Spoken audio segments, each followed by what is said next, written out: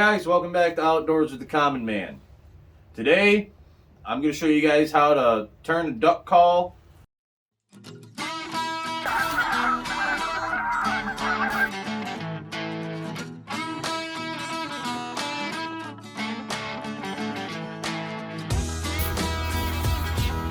That was fun. And 7 birds come in, they gobbled hard this morning.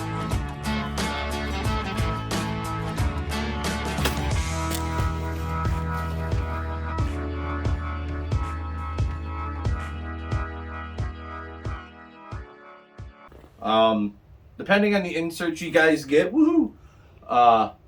it doesn't really matter the wood you use for the barrel. Hardwood is preferred. It looks nicer. It doesn't get as waterlogged. Even when you seal it, you're still gonna get water in it in some places. Now I use Echo calls. This one, it's an acrylic caul or epoxy caul, whatever you want to call it. It's plastic, but I use them for our inserts, and you guys can actually purchase our calls on Etsy, Facebook, or on our webpage. Get a hold of us through Facebook, Instagram, Twitter, and we can direct you to the way you want to go to get them if you want one. So we're going to step you through. First big thing that you guys got to do is actually choose what kind of wood you want to use for your barrel. I made this one for myself. This is actually bloodwood. It's got a real nice shine to it and everything. I'm sure we'll get close-ups for you guys to see. Today I'm actually going to use what they call, don't rip me a new one if I don't pronounce this right, guys, but I do. It's called Catalox. It's Katalox. I'm American, so that's the best I can do to pronounce it right. I've never heard it spoken of. So, but it's a super hard, real nice dark wood. And we're going to go through the process of actually taking it, marking it out. I like to start with a 2-inch by 2-inch block at about 5 or 6 inches long, just so that I can have, and I'll show you why when I get to that point. We'll go all the way through to going ahead and shaping it, drilling out the insert channel or the sound channel, whatever you want to call it, putting a band on it, sanding it, and getting the insert put in and hearing it. So without further ado, we're going to go ahead and we're going to get the table saw set up for a 2-inch cut on it for this block. Alright guys, so like I said, we're going to use the table saw to go ahead and cut this board down. Now like I said, I don't know how to pronounce this right, but if you can see, Katalox. I don't know how to pronounce that. My best guess is Catalox. So, if you guys aren't familiar with table saws, yes, we have a guard here that we took down, but it's because it doesn't, that guard for some reason, every time we put a block through to about here, it was grabbing it and wouldn't let us go any further. It was burning the sides of the wood, which ain't going to really affect us when we make a call because it's going to be gone anyways. I just didn't like it. But generally on these, there's a little ruler plate here, and then I always have a push stick. You have your fence or your guard, you have your blade guard, you have your other part of the table, hence table saw, and down in here is your blade. Now, I already went ahead and plugged this one in because generally I have it unplugged because I move it out of my way once I'm done with it because my shop's kind of small. You have your guard, your fence, and you have a little wheel over here on the side that you turn and it'll raise your blade up and down. Now because these pieces of wood are, I think, about 3 inches thick. Yeah, they're 3-inch blocks. So this one's 3 inches by 6 inch by 6 inch blocks. Not what we wanted, but I'll take it and use it because I can, and it'll work just fine. So generally what I do is I raise my blade up just enough to get it so I can see it. I want to get it up high enough so the front part of the blade and the back part of the blade are where they should be. This is a very old table saw. It's Common Man Outdoors. I buy everything secondhand if I can. Yeah, I got some new equipment in this shop, But it's Harbor Freight equipment. I ain't go to Lowe's and spend $100 on something. Or $300 on a drill press. Now, I could take this and put it on my bandsaw and run it through. But I have a table saw. I got a rip fence. I know I'm going to have a much straighter line here than if I put it on there and had to set up a rip fence and everything else. And that's if that flimsy little blade wants to stay straight and whatever. So I'd rather do it this way. Now, I want to do a 2-inch block, 2 inches wide. So I bring my tape measure and I set it up at about 9 or 10 inches. Now this back lock on here doesn't work, so I have a clamp that I use. And I'll move this guy over and I'll actually bring this and have my cut edge. So this side, that's going to be the block you're going to get that you want to use. And I set that up so it's just over 2 inches, because you got to think, yeah, you can set it up for 2 inches straight, but you got to also compensate for the thickness of your saw blade. So then I move it over to where I want it in the front, and it's at 2 inches there. So I'll lock this side down. Then I'll come in the back, do the same thing. See, in the back, it's almost 2.5 inches.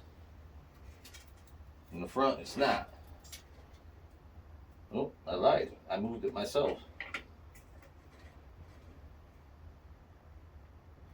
There. We're good there.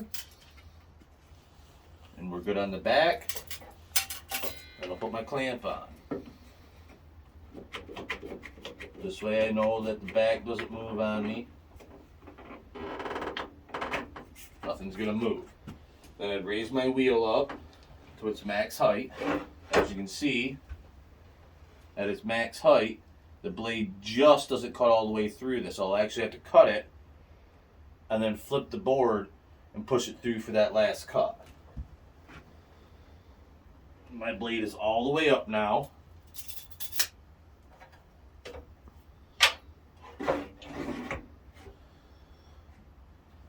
I got my push stick, and now it's going to get awfully loud, so the producer will probably turn on some fancy music or something. And we'll probably fast forward through most of this kind of work, so that way, now I know, this looks like it's going to be dangerous because it's so close, and the way I have to do it, yes, it is dangerous. Working with any heavy equipment or power tools is dangerous. Wear safety glasses. I already have glasses on. Wear hearing protection. Wear hearing protection. I don't have any because I'm deaf anyway. So, I mean, if you guys really want me to wear hearing protection, I can. Grab a couple of these. But it's not going to work. I have earplugs. I just wore them when I took them inside last night and forgot to bring them back out this morning. You guys have a couple of 6.5 shells laying around. They were great for earplugs. But I'll go ahead and get this block cut out, and then we'll move from there. So I'm going to remove everything else that could be in the way or a distraction or something like that. We'll kick on the power saw here, the table saw here, and we'll get it cut. And then, like I said, I'll push it through. Then I'll flip it. Because if I cut it here, and then all I got to do is flip it like this, it'll still be in the same spot. And then all it's got to do is work through that thin little piece on the bottom. So without further ado,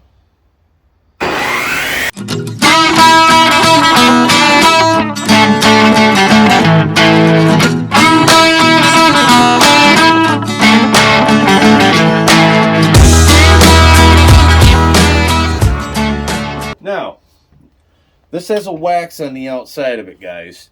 It's so that no moisture can get inside the block while it's just sitting in a warehouse. Now, if you look at it, it has this really nice deep, almost looks like a deep purplish black color. Then when you get inside, it's going to have this awesome blonde and purple and almost reds and blacks inside of it. This is actually the piece we're going to use to make our caul out of today.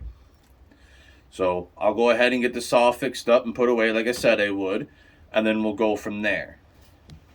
You got your pencil. Yes, I sharpen my pencils a little weird. I use my grinder because I can get right down and get the whole lead. And if I was doing something where I needed to mark and I had a lip, that lead rides right on a lip very well. So another tool you're going to need this start process, besides a saw and a tape measure, is going to be the old framer square, or whatever you want to call it. That's what I always called it. It's the framer square, a triangle square. Sounds weird to call something a triangle and then a square in the same sentence. So to find real good center on this is 1,000 different formulas you could use, or you could just go really super fucking simple with it. Corner to corner, line. Corner to corner with a line. So you just go corner to corner. Get yourself a nice line. Do the same thing on the other corner to corner. And you'll see why I do this here in a little bit. Corner to corner. Corner to corner. Now, I have an X on the bottom of this. There is the center of this piece of wood. I'm going to do the same thing down here, because I have 2 points that I'm going to be affixing to this wood, one on each end. So I do the same thing back here. Get those points met up nicely. Don't forget to compensate for the thickness of your pencil lead. Corner to corner.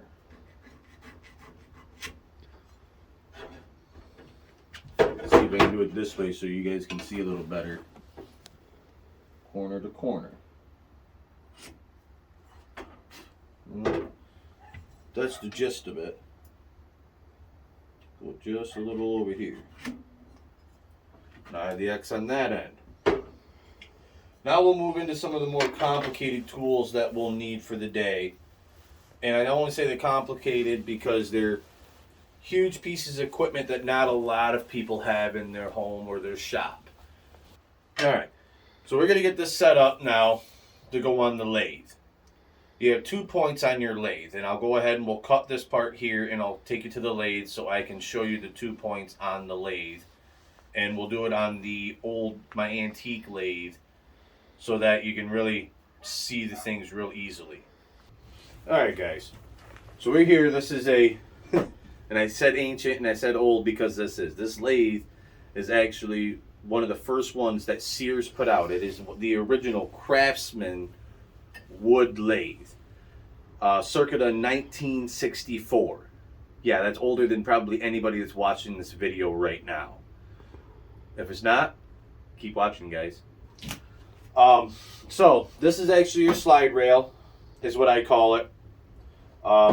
This whole thing right here can move back and forth, but I only use, this section right here anyways. This is the tool rest. This right here will allow me to move the tools the rest up and down for the size of the shape that I'm working with. This is the spike, or the, I call it the dangerous end. I don't know exactly the term for this end here. I think they call it tailstock. I'm not sure on that because I've heard. It's a common man. I know my tool. I know how to use it. I don't know all the damn name for every part for it. Alright guys, so this is the tailstock. Live center is right here. Go to live center because this has got a bearing in it. This piece doesn't technically move at all. This is the business end. This will turn or make your wood move. The wood sits on with this point so that it'll move, but you can lock the piece of wood in place so it's not just off in your face. Trust me, been there, done that, it hurts. This piece moves back and forth as you can see. Like I said, it's an old piece. This knob right here, this keeps it in. This turning it technically clockwise brings this part in, turning it counterclockwise kicks it out so you can keep it that much further away from your piece of work. This will tighten it so that it don't move anymore. This one down here locks this thing into place on the bar that's down here. This one moves this. And then there's a couple of nuts up in here that allow me to, if I loosen, to pull this back and forth. So I can work on a piece of wood that's almost 2-3 foot long on here. I don't recommend doing that, guys. That's just a lot of space, or if something goes wrong, in your face. And it sucks. I have a face shield that I actually do use. This one right here. So that when I'll wear it here in the video, when I'm starting to turn, that the big chunks of wood at the beginning will really hit you hard. This thing has a lot of power in it. It'll send chunks of wood off at you. So I just take it, turn the old hat around, put it on, bang. One thing sucks about it is that, like wearing glasses and the freaking masks you have to wear now. You wear glasses and you have to wear a mask. It fogs everything up here. Well, this guy fogs it all up here. So that's why I only wear it when I need to at the beginning. After the beginning, everything is pretty much just little shavings of wood, and you'll see.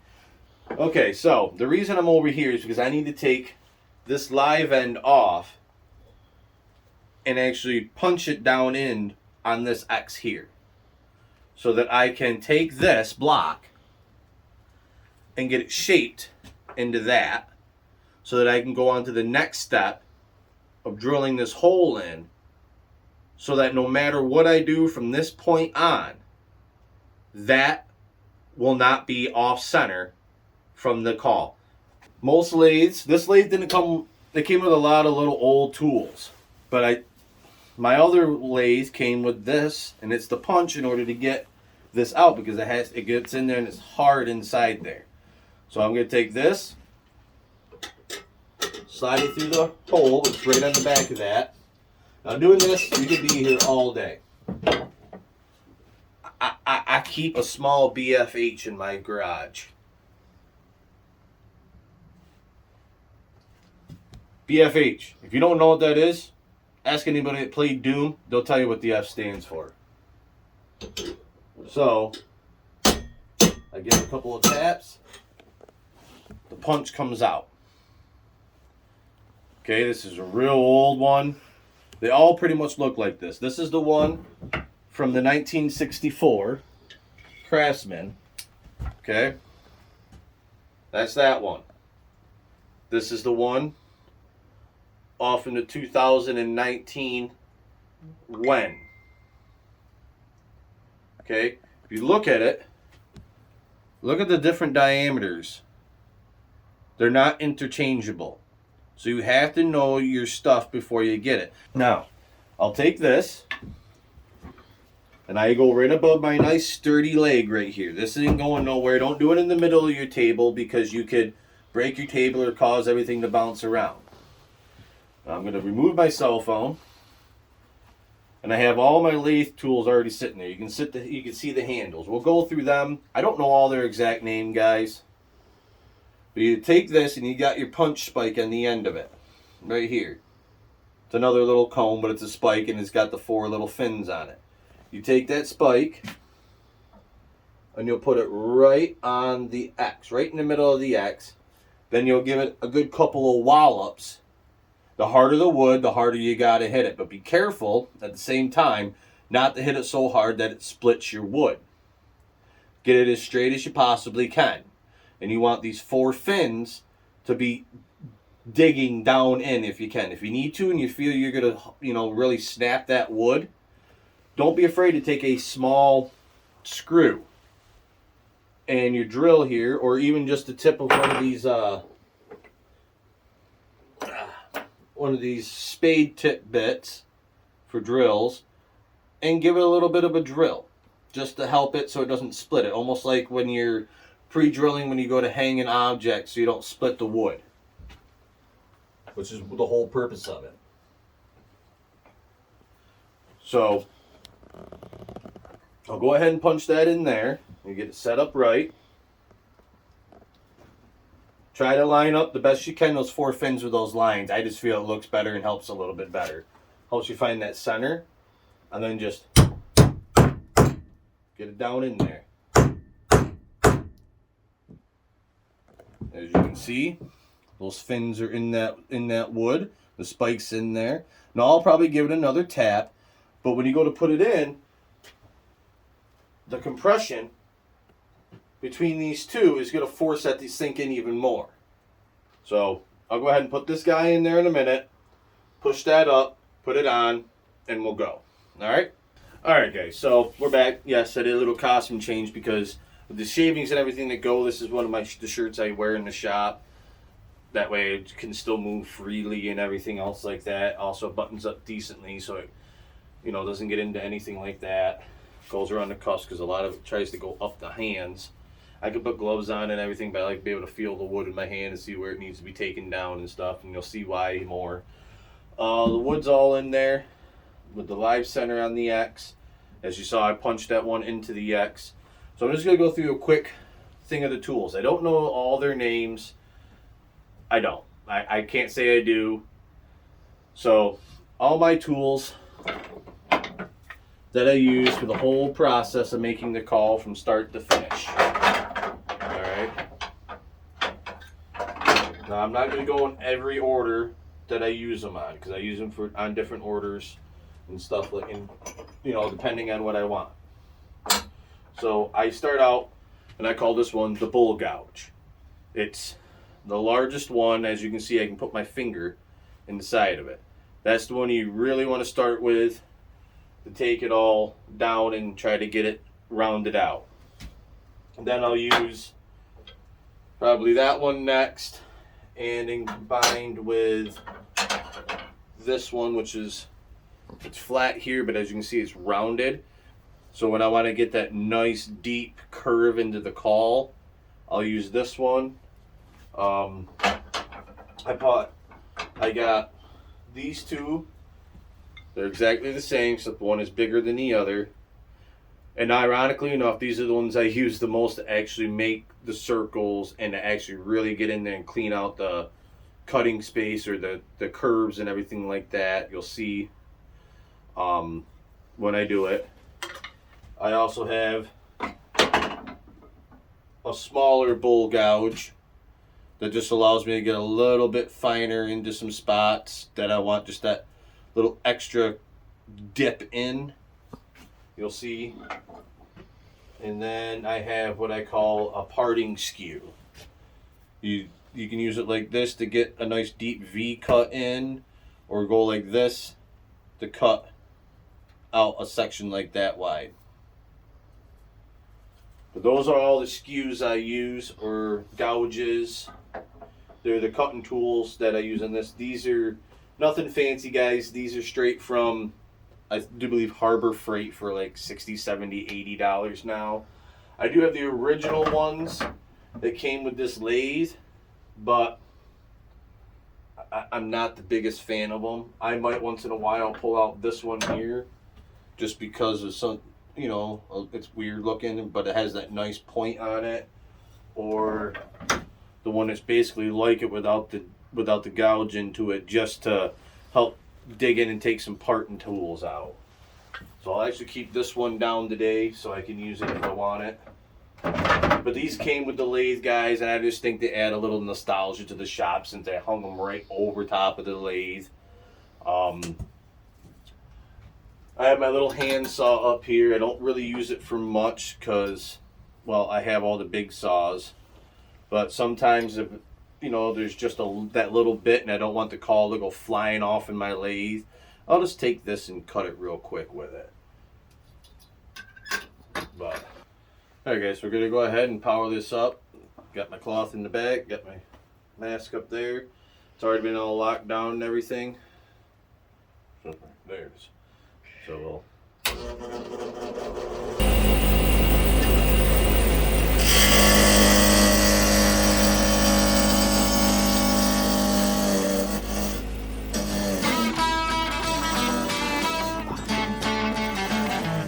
Alright guys, so I'm going to round this down a little bit for the most part, just to, you know, give a little helping in the way of the final project.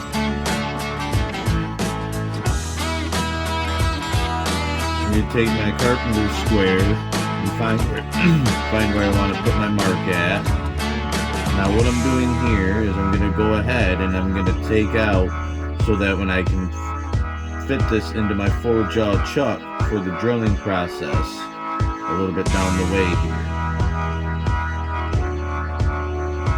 I'm just taking my straight skew and just eating away down till it's got a decent, nice round one, because my 4-jaw chuck is rounded.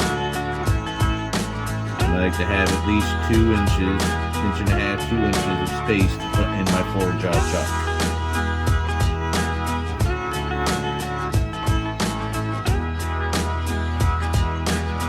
Put my practice call or my measure call up to it to make sure I'm not too short.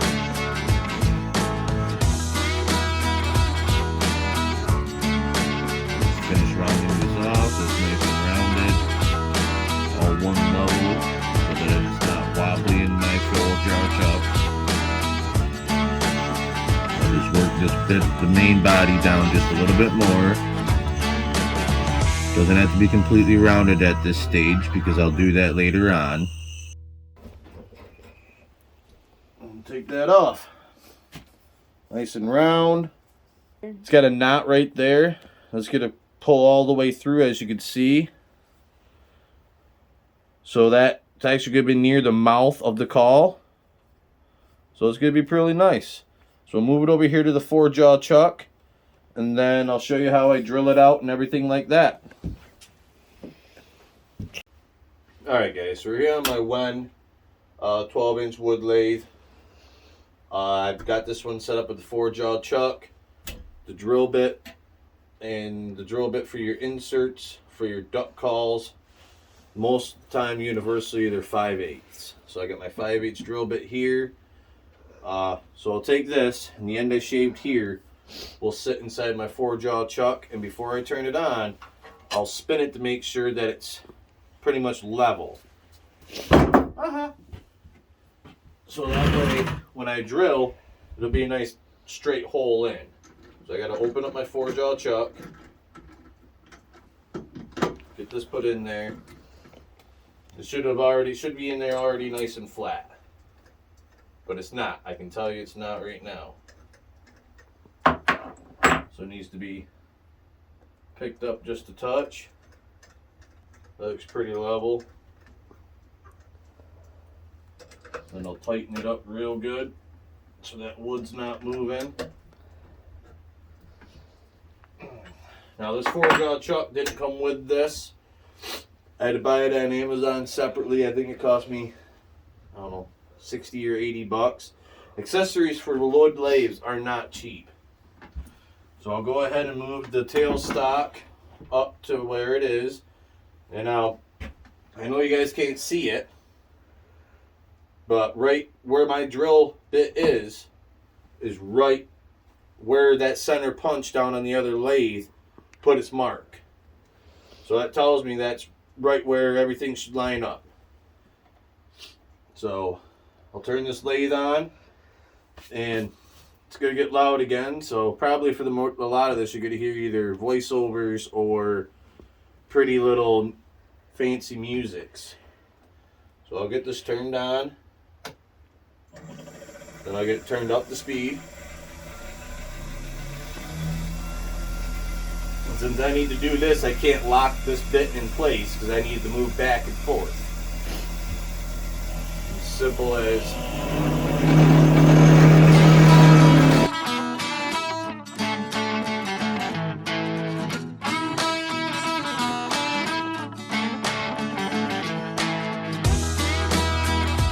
now, when it gets down to the end of the bit where the channels are, the best thing to do is take it out, pull it out, put it back in, clear the channel out, drill a little further, keep doing that same thing till you get to the end of your bit.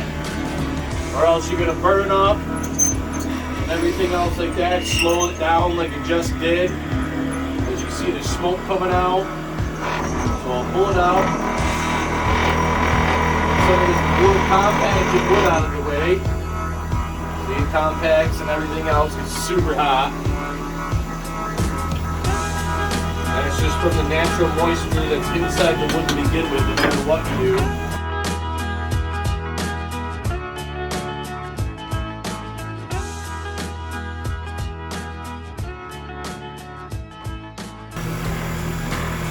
Now this is the stuff you'd want to keep to fill any little holes and cracks in your stuff, because it's super fine, like sand.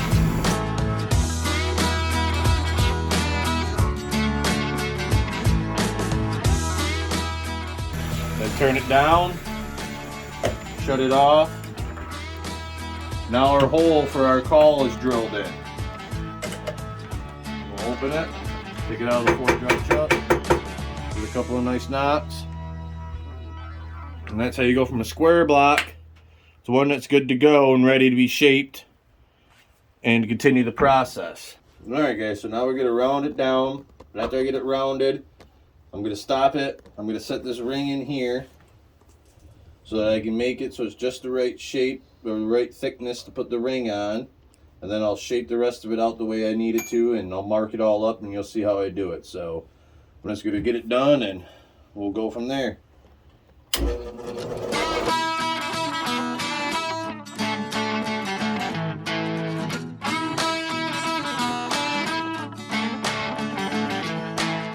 Okay, one way to check to see if you've got it mostly rounded is to take your tool and set it on top. See how it bounces, or you can hear that chatter? Those are spots that aren't rounded off. So it means it's still got to continue rounding.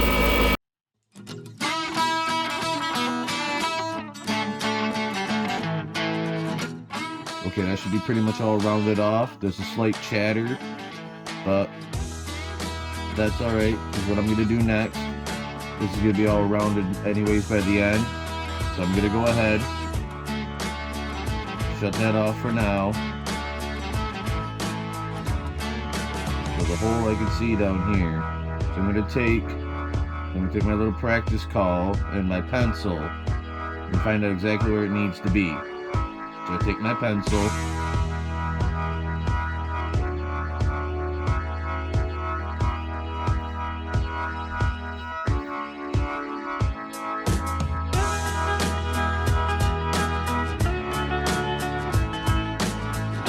I'm going to eat this right away almost down to the hole. Leave it just enough. That way I can put this on here so I can make it fit, just fit.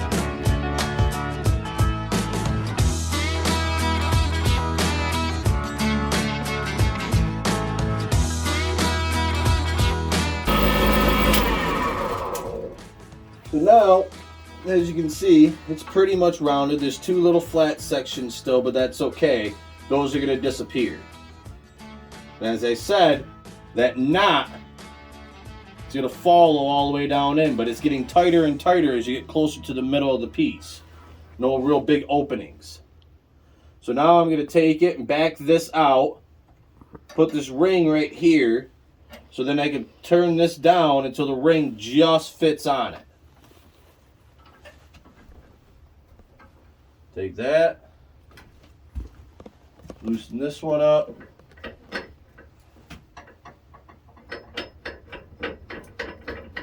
back it off till I know.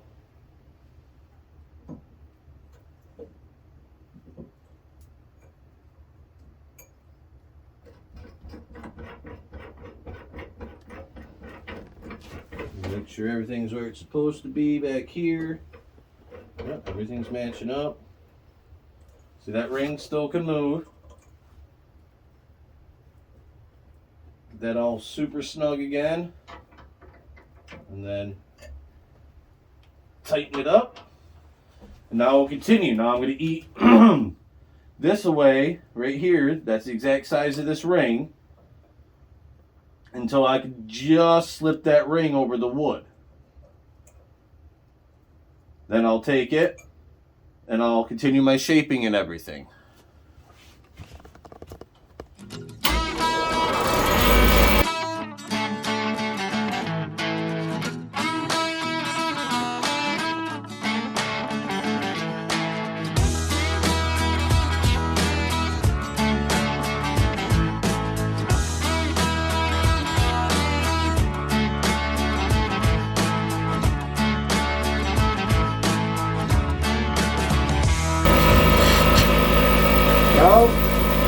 now that ring fits.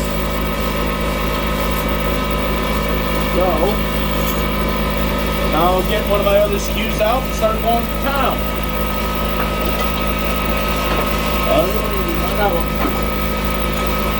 Let's start with my little round-nosed one. It allows me to dig right in here and get that nice curve I want to start with.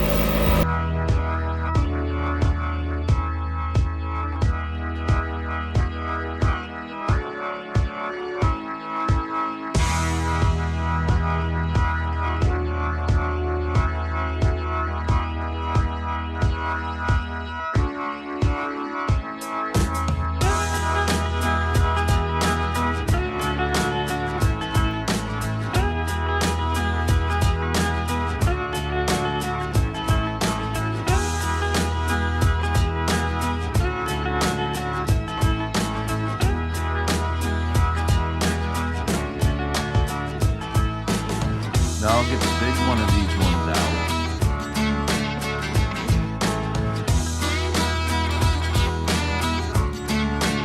Okay, now it's time to work on the actual mouthpiece. So I'll grab the little one again.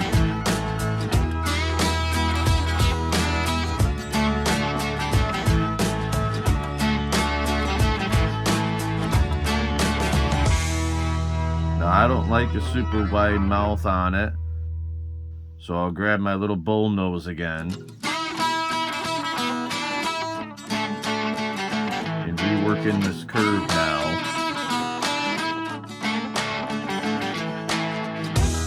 I'll grab my little one here to find where the mouthpiece is gonna end.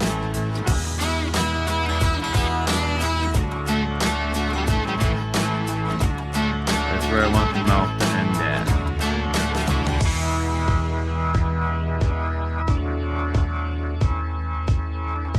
Now I'll get the big chisel out again.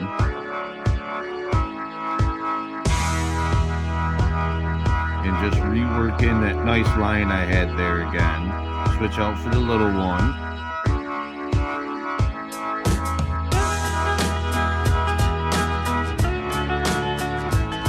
Now I gotta decide what I want my mouthpiece to look like. Flatten it out here. Flatten it out.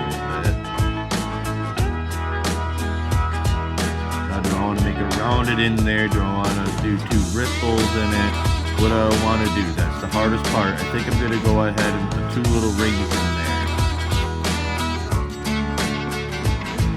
So I'm going to decide where I want my first and second ring to separate. Right about there.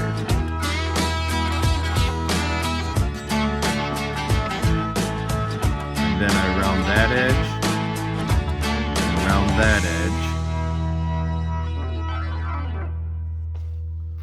I want it a little deeper, and then round that edge, round that edge, then you round it.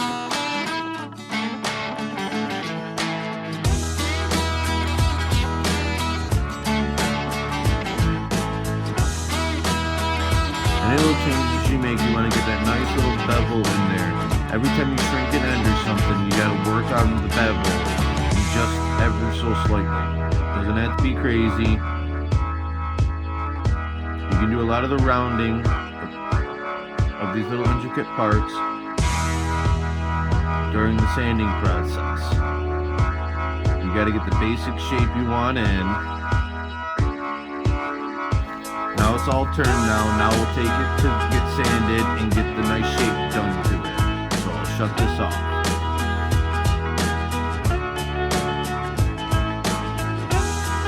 That's going to be one nice looking call. It actually ended up with a double knot. One there and one there. So we'll put this over on the 4-jaw chuck. And we'll do a little touch of sanding. Just to see, you know, and then we'll go from there. So this should fit right in here nicely. Since we already know it does. Get it to where it looks nice and level.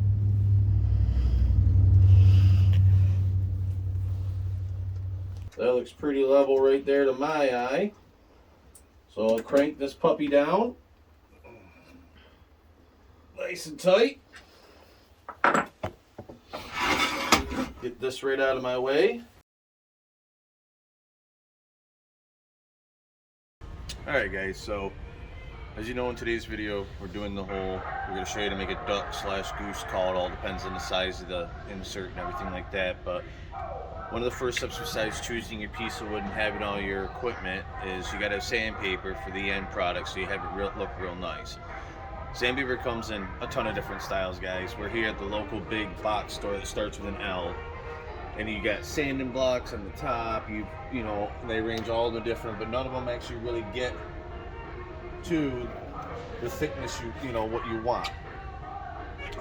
You want to start somewhere around 80 or 60, 100 grit, and then work your way all the way up to 2,000 or higher if you can. I think 2,000 is fine, and then you finish it off with steel wool. So I come here. I was low on sandpaper, so we came here today. And I started right here. I got the 80/20s, or the 80, the 120, 200, and 320 in these packs.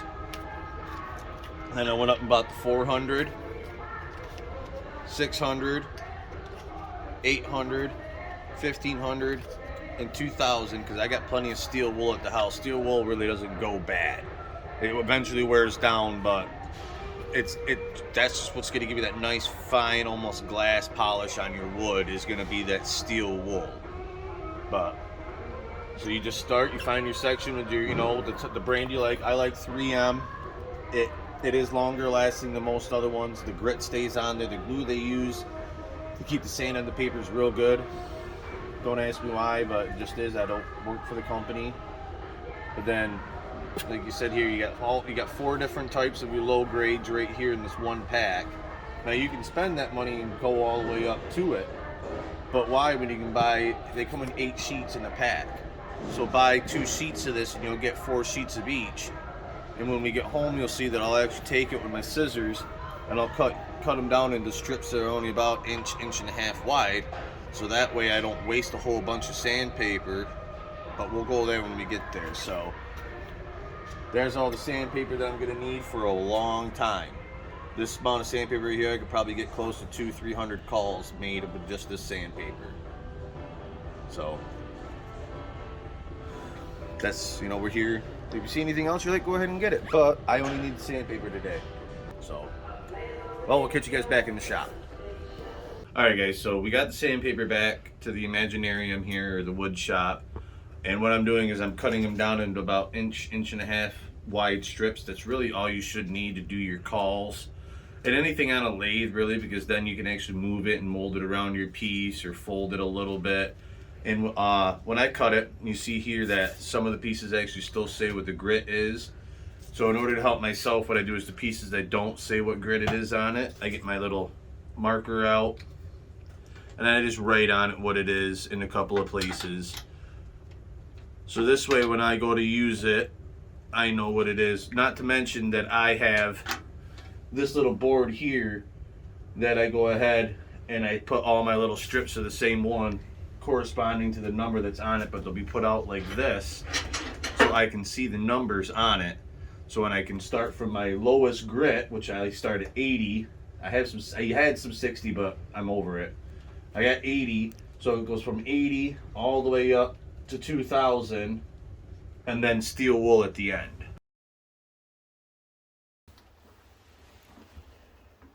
And I'll grab a piece of this 80 grit paper.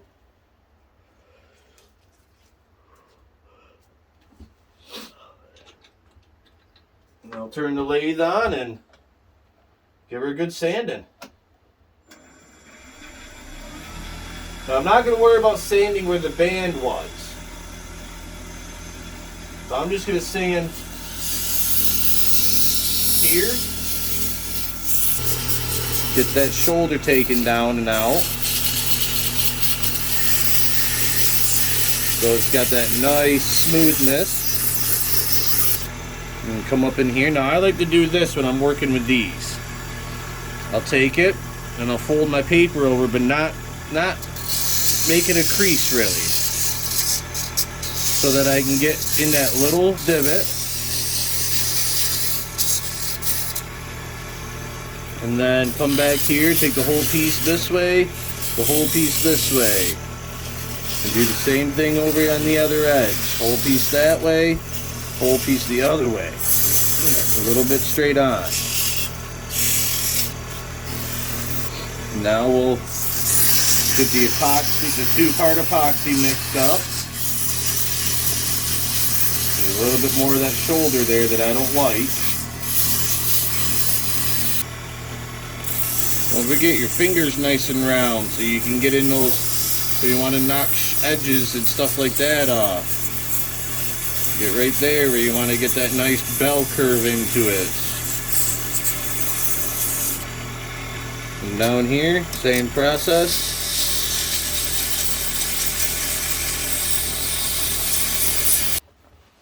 Now we're going to go ahead and mix up the two-part epoxy, glue our ring on. But then after that's all said and done, we'll come back and run through all of the different types of sandpaper. And we'll cut this off and work our mouthpiece in. And we'll get this piece cut because the ring's only going to be about that big.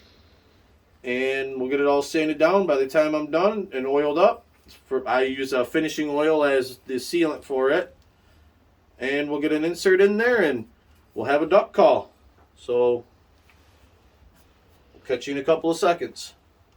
Now what we're going to do is take the end off from where the ring is and then sand it. Then I'll take it to the bandsaw and put the top off and we'll flip it. Get the mouthpiece all set and ready, and then we can oil it.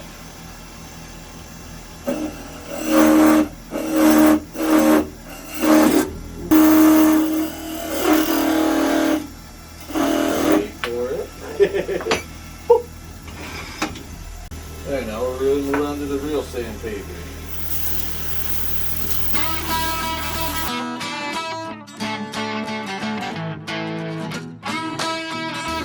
Low-grade sandpaper that's going to do the majority of the work that you've done.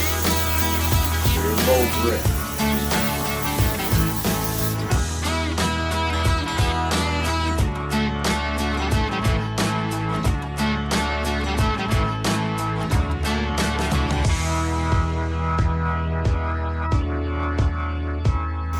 Now, you go to most wood shops and pick up these little pieces of I don't know, it's almost like a scrubby pad. But it's not, it won't hurt the wood, but it takes all the wood sawdust fibers from your shavings out. So when you get into these higher numbered sandpapers, all it's doing is actually taking and polishing it, for the most part.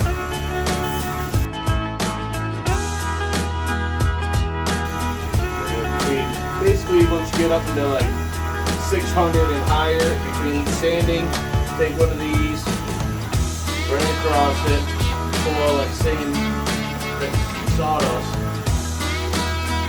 out of the pores. You want to use the sandpaper enough.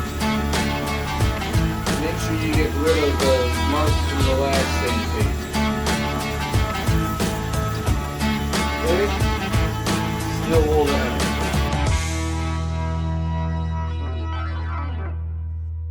Now we're going to take it over to the bandsaw, cut this block off the top, and then if we drove far enough, our mouth hole will be there. If we didn't, we'll put it back in.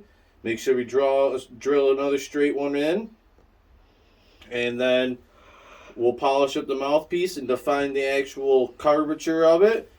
And then this call will need to be oiled, and it'll be ready to dry out and be done.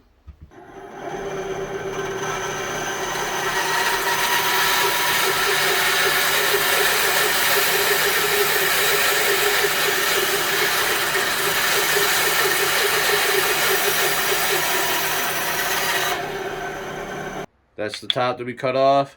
So I'll have to drill this out, which is okay.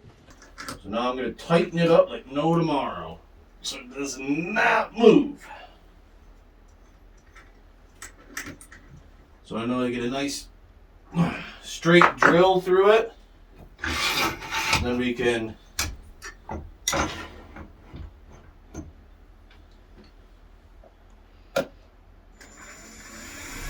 go from there.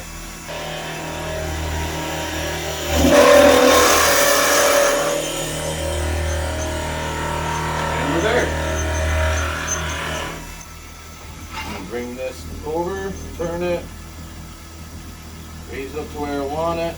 Put it in place. Lock it in. And you can use whatever tool you feel like you want to use for this. Whatever you want, it's your personal choice.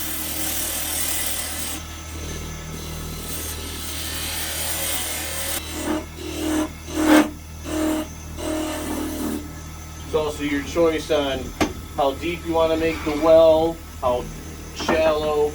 It's up to you. Now on these ones I'll skip a couple of the lower grades. I'll use my lowest one just to get in there, give it a nice hard sanding. Then I'll skip 2 or 3. Because all I'm doing is just making it smooth. Skip 1, go up to 120 or 220. Twist it so it'll get inside. Once in a while, I'll take this guy just to clear that dust out. So what I'm looking at. Now I'll skip up to 400. So all you guys' preference, how smooth or whatever you want it. I know I don't want to splinter on my lips. Now that I'm in the hundreds, same pattern. Do that. Take the 2000 grit. And as always, finish it with the steel wool. And at this point, you can go right over the whole thing one more time with the steel. Really help yourself out. It's kind of hard to do too much steel wool because of how glossy and how fine it is, that it'll really take some of those little extra things off you might have not have noticed. Try to get that bad boy down in there a little bit. Turn it down, turn it off. Nice and perfect in the middle. Now it's ready for oil. Get the tap out, grab it, blow on it. Clear it out. Now generally, if I got a silver band, I put a smoke or I do believe open water. I can't remember at the exact It's open moment. water. Insert in. And this is what they sound like at the end of the day. It just needs oil, and I'll show that as well, don't worry. But at the end of the day, it sounds like this.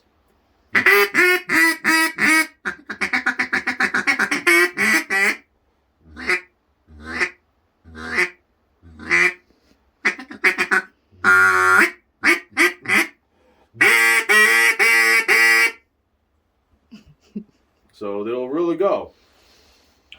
They have no problem turning over. So what I'll do now is I'll go ahead and I use a special finish oil that I'm not going to sell to you guys. I'm not going to promote it because I can't guarantee it's made here in New York. Made about 2 hours away from here. I don't know if they sell it everywhere or not, so I'm not going to sit here and be like, oh, I'll go get you some.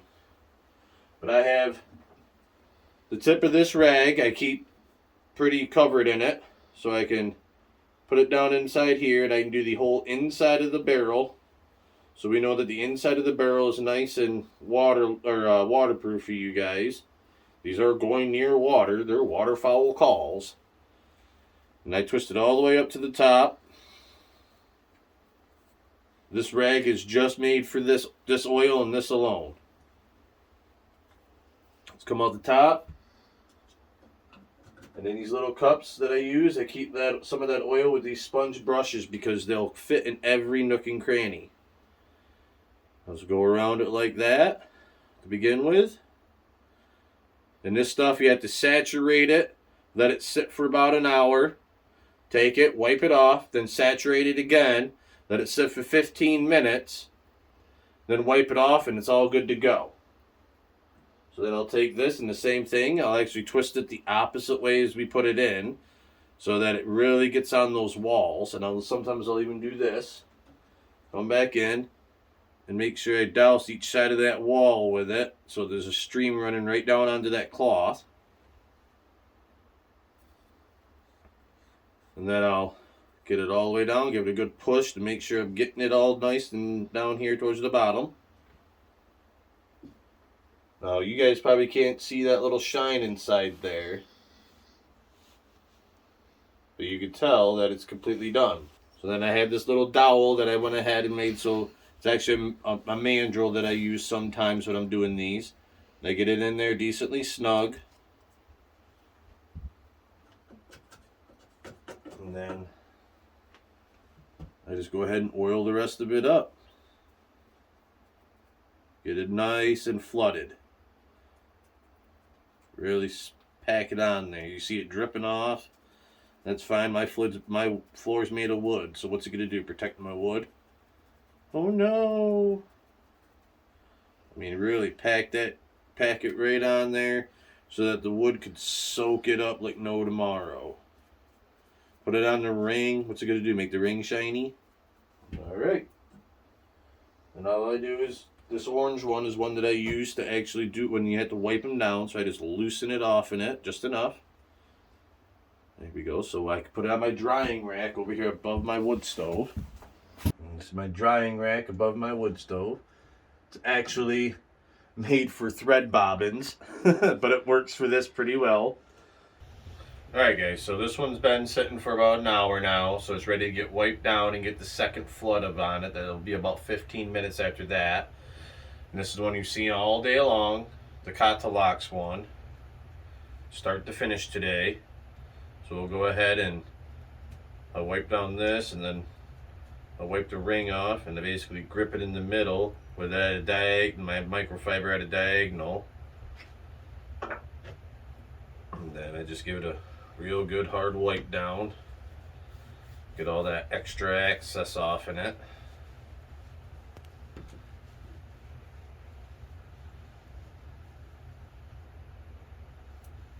Per the instructions on the can. Then we'll put it back on my little dowel. Now we'll flood it the second time.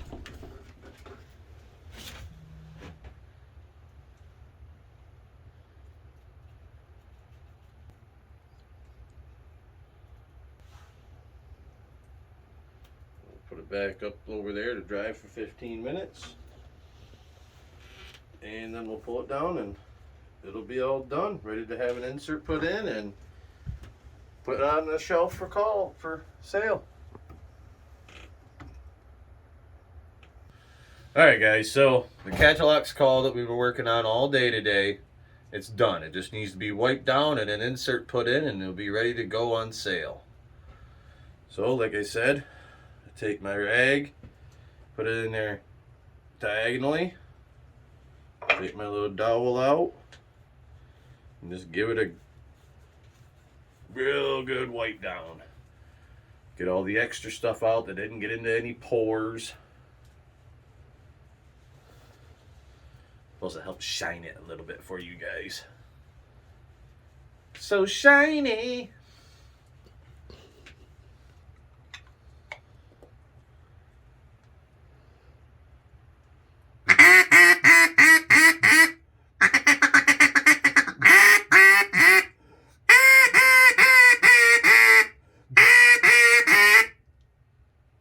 They work. They'll turn. They'll hail. Then you shoot them. We're good. That is the Coyote call. That is start to finish. OCM, Outdoors with the Common Man, OCM gear makes a duck call or a goose call for you guys. The only difference with geese is that I bore a 7/8 hole in instead of a 5/8. We have a good Canadian geese one right here. Woo-hoo-hoo. Nice, pretty.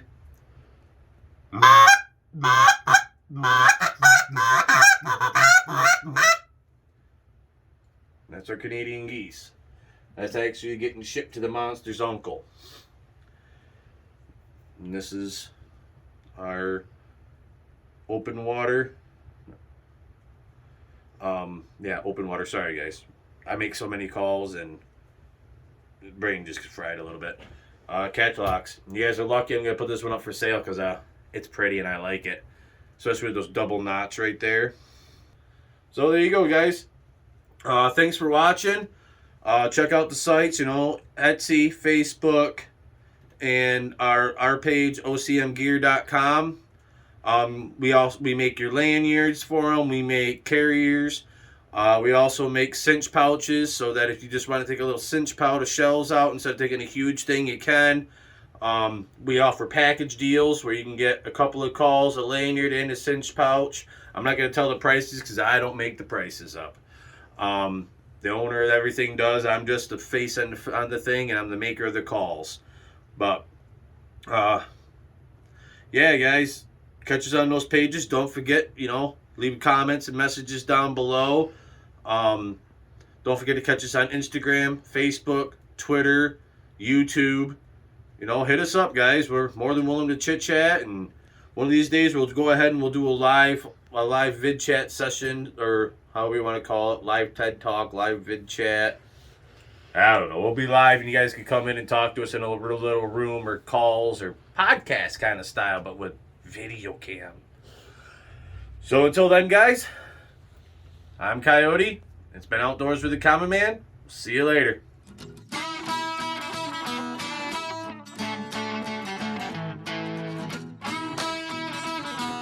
Don't forget to stop by Worthington's for all your firearms and ammunition needs. When you stop by, mention Outdoors with the Common Man and receive a 5% discount off in your order. Thank you. The monster here, he got himself a nice greenhead mallard, nice great. I got myself a nice female woody. So everybody's getting a little something to take home. The woodies came in, they decoyed up pretty well, and then